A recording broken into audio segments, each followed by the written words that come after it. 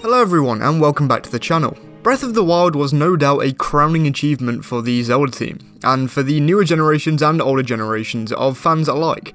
It brought in new and old fans. These fans may have never played older games and came back for a very new experience. I mean, Zelda games were going in one very different direction before Breath of the Wild's release. They were linear and all told very samey stories, with only certain twists really splitting them up.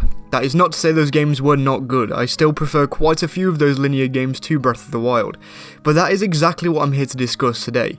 Breath of the Wild is a great game for so many different reasons in its own right, compared to previous Zelda games. I mean, a lot of people know it as their favourite open world game, and while Breath of the Wild and Red Dead Redemption 2 do tussle for that first spot for me personally, Breath of the Wild is still very far up there, and being a Zelda fan even before this game, that's probably one of the main reasons why I love it so much. It's so different to any game before it. Open world, the variety in things to do, its open format in design feeling like the original Zelda on the NES. The more realistic aspects, like stamina, the new way the game dealt with heart containers and even things like fire swords melting ice and stuff like that. For a Zelda game it was fairly realistic, and not to mention most of the side content was actually pretty fun and worthwhile. Don't worry, we'll talk about koroks seeds later. Now, when we compare Breath of the Wild to the old Zelda games, there are a lot that the sequel to Breath of the Wild can take from previous installments, and that along with general improvements in the game's design will take the forefront in this video. So let's get into some flaws that Breath of the Wild 2 needs to fix, and how I personally believe that they could fix them. Before this video even begins, let me know in the comments what are a few flaws in Breath of the Wild that you hope are built upon in the next game. Maybe you even think that Breath of the Wild is a perfect game, let me know in the comments, and if you enjoy this video, please do subscribe as it really helps me out, so let's get into it. My first and biggest flaw with Breath of the Wild that I've expressed distaste for numerous times in the past are the dungeons and bosses.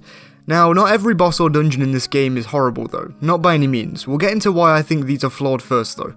In previous Zelda games, every single dungeon in the games had a very strong thematic identity upon first entering them, not just a strong thematic identity when you look at them, from the outside. When you entered a dungeon set in the forest in the previous games, you were well aware that you were deep into a forest, isolated and alone, unless there is some, wildlife to help you out. When you entered a massive cave that's around a giant volcano, you were well aware since all around you was a stunning amount of fire, whether it be Dodongo's Cavern, the Goron Mines, the Fire Temple, Fire Sanctuary, Dragon Roost, or even something as vague as the Earth Temple. All of these are very clear on where you are very quickly. The main things that used to make a dungeon's atmosphere was the music, visuals, obstacles set before you, and other puzzles. So as soon as you entered each of the dungeons, it was abundantly clear, even if you weren't looking, where you were. However, let's dart back to Breath of the Wild for a second. These all have strong visual identities externally, they all look vastly different. They walk or fly around certain areas in the map, enticing you to come closer, and it's obvious what kind of theming each beast is gonna be too. Val Rudania is walking around Death Mountain, so it's clear that it should be the Fire Dungeon. Varuta should be the Water Dungeon, I mean it's set right next to Zora's domain. And it is in a sense, more on that soon.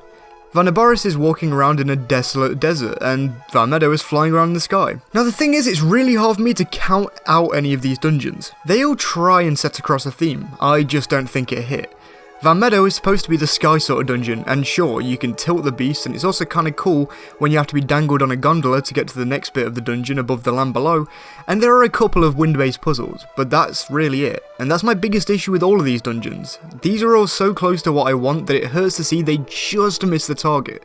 Varuta does a few water-based puzzles. The start of Rudania is about fire, and Vanaboris probably comes just as close as Valmeadow for me down to its heavy pushing on the electricity theming.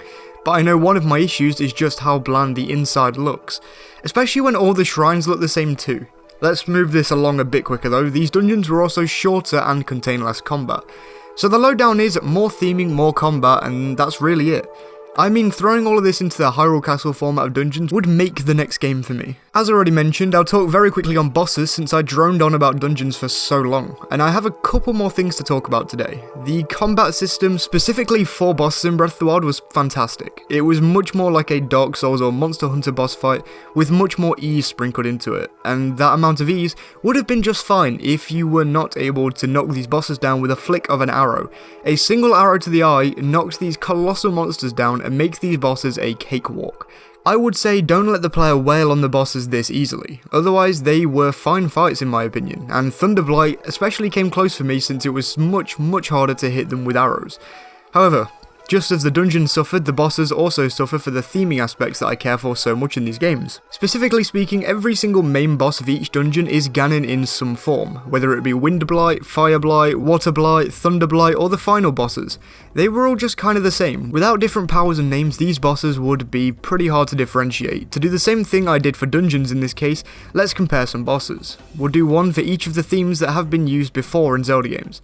WATERBLIGHT, a water-themed boss set in a room above, well, water, though you can thrash around in it in the second half of the fight. There are quite a few I could use here, but I'll take out some such as Georg and Morpheus since you're underwater for those fights and that'd give them an unfair advantage.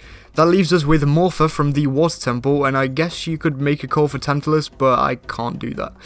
Even if Morpha is weird and really underwhelming, fighting water with a mind of its own does have a strong thematic identity. You cannot deny that. FIREBLIGHT, a fire-themed boss, there have been a bajillion of these, but I think that the two that it seems fair to compare it to are Scaldera or King Dodongo, a massive lizard or a ball of fire. Again, they have very strong thematic personalities. THUNDERBLIGHT might be an exception, and I applaud it for doing a different theme and it actually being a fairly fun fight, so kudos there. Finally, we have WINDBLIGHT, and this feels like the easiest one that could have been improved. Imagine fighting a dragon like Argorok without the weaknesses that Argorok had. It feels so much like a genuine threat that it would work spectacularly as a boss fight, especially with the new and improved, for the most part, combat. But I guess we'll see if the bosses are improved in future. I will say though that Monk Mazkosha is quite a good boss and is by far the best in the game with his own theming, and actually having some sense of lore behind him. I'm hoping more bosses are like this in the next game, with full-on duels with other monsters or even people. Next up is the Korok seeds, and I feel like everybody under the sun has complained about the Koroks in some capacity, but I really don't have too many problems with them. I just have one pretty big flaw with them, and that is that there is absolutely no reason to collect them past a certain point in the 300s, and let's not forget that there are 900 of these Korok seeds, meaning that there are around 550 of these that just aren't used for anything in particular. They're just kinda there, and who could forget that when you collect all these Korok seeds, what do you get? A giant turd for all your troubles. Thanks Alnuma for your support on me just about 100% in your brand new game that took me 188 hours to 100% without even really looking around and just beelining it to the important areas. I'll make sure to do it next time. Now, seriously though, something that you can't even use and that just serves as a flex to others really seems like a crappy reward for something like this. At least finishing all shrines had two positives. One, you're given all heart containers and stamina vessels, except for the two that are left, but never mind.